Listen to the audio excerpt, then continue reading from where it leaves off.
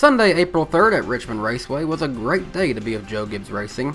After an Xfinity Series race that saw a controversial yet still great 1-2 finish from Ty Gibbs, moving John Hunter Nemechek to get his third win of the 2022 season, seeing all of the JGR Cup cars running up front with great speed was a great sight to see.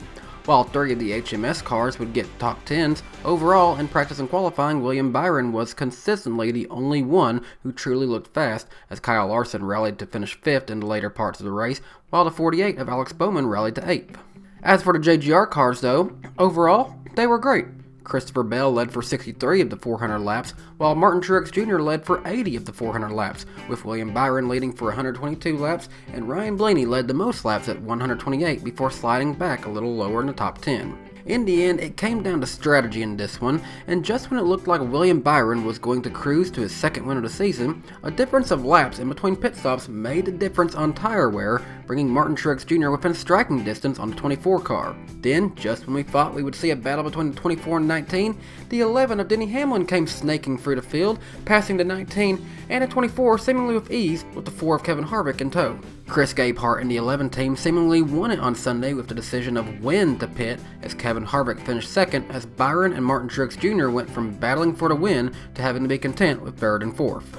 While Denny Hamlin and the 11 team was happy to be back in victory lane after a tough start to the season, which saw him 22nd in the standings coming into this race, one of his teammates has my attention after this race at Richmond Raceway, and that's the 18 car of Kyle Busch. Now Kyle, love him or hate him, is certainly a polarizing figure in NASCAR, and his word does carry a lot of weight in the sport, even when he's a man of few words like he was after the Atlanta Cup race. Racing, is it making you more an entertainer than a driver? Yep. You like this version of Atlanta better than the old one? Nope.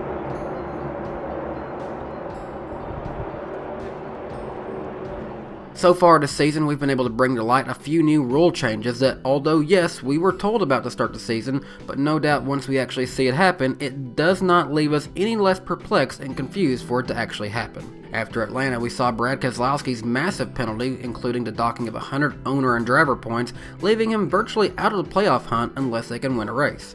During the race at Richmond though, Kyle Busch's team helped make a lot of NASCAR fans aware of another new rule to the new car.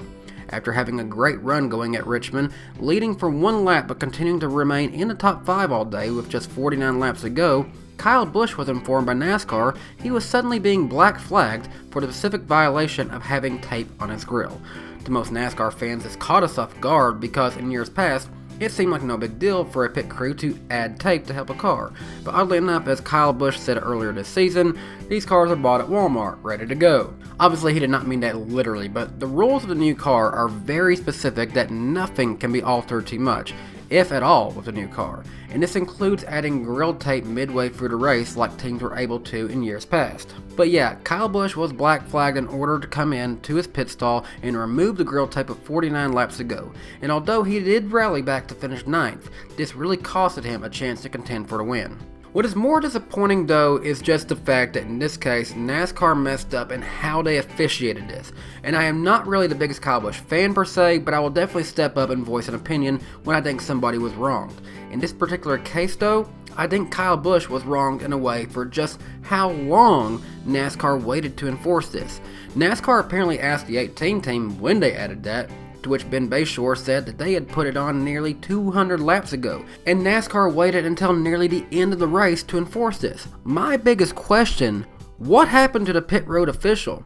Was this not part of their responsibility to enforce this? Why was this not addressed immediately after it happened? I even mentioned this on my Twitter account during the race, to which Chris Blackmore, who serves as part of the NASCAR Fire and Rescue team during the NASCAR season, and he said that officials do not watch pit stops anymore unless they are doing repairs. He said this is supposed to be caught by camera systems on top of the stands that picks up if they're over the line or have a tire roll away, and that there is also only one official for every 4 to 5 pit stalls. To that I say, what the heck happened to NASCAR officiating? Because that certainly did not used to be the case. I remember a time where each pit stall would have an official, to the point that this was even modeled into NASCAR video games. In a time where NASCAR has more rules than they ever did before, my biggest question really is just why was this not caught sooner? Why are we in a spot where a pit road official could have caught this when it happened and had Kyle Busch come back in? This was caught 200 laps later. So we know that Kyle Busch made at least one more, likely two more pit stops at least after the tape was added. Why is NASCAR, arguably the biggest motorsports association of stock car racing, not able to have an official in every pit stall to ensure things like this are taken care of when it happens? I guess I'm struggling to grasp my mind around that concept. I get the reason to penalize the 18. That's fine. That's a rule they added just this year. So it might get forgotten by some of the team members here and there. But in my eyes, there's no excuse for that being caught so late. NASCAR is just too big to be doing that 200 laps after it's happened. In a way, looking back on it, maybe it didn't even make sense for the 18 team to add tape at all.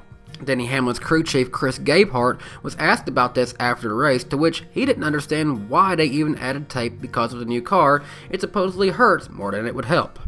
I don't know any of the details about what happened there, so I can't comment on it much. All I heard was I scan NASCAR. Some crew chiefs do, some don't. I do. And I heard them post the 18 for putting tape on, or having tape on the grill. And again, without getting specifics to the technical side of the cars, you wouldn't do that. So there's no reason. So I thought to myself, God, I don't know. Maybe they tried to put tape on a brake duct and missed, or something. I don't know.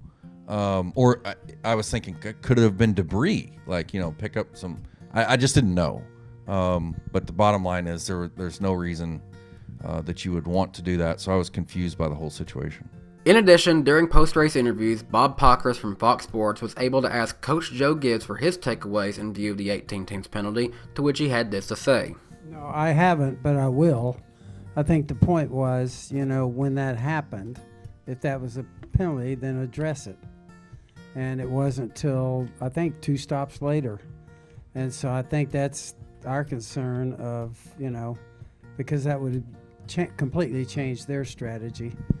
And so I think that'll be something we discuss and go over. Now, in the end, we can debate on what's right and what's wrong with adding tape to the grill, but the fact is, yes, it's illegal to do that now. And NASCAR will and should enforce that per the rules. Should this rule be in place to begin with? Well, unfortunately, that's out of our control, so it really does us no good to even bring that up. But what I will say should be discussed by NASCAR is bringing in those pit stall officials to do their duties in every way possible, in every pit stall, no matter if it's Kyle Busch contending for a win or the 50 of the Money Team Racing running towards the back of the pack. There is just no excuse, in my opinion, for Kyle Busch to have been penalized half of a race later for an early race team mistake. And Joe Gibbs Racing and NASCAR definitely needs to talk about this, and NASCAR needs to reevaluate how the races will be fully officiated with so many new rules in place. That's all for me for today after the 2022 Toyota Owners 400 from Richmond Raceway. I'm looking forward to NASCAR's return to Martinsville, Virginia this weekend. Dale Earnhardt Jr. makes his annual Xfinity Series return here at Martinsville this weekend. I, for one, will be following how Dale Earnhardt Jr. performs. Maybe, just maybe, he can claim another grandfather clock.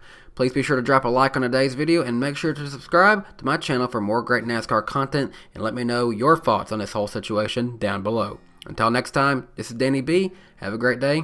Bye, guys. Hey race fans, thanks for watching this video from DannyBTalks. If you're new to my channel, please be sure to hit subscribe and click the notification bell so you never miss another video from my channel.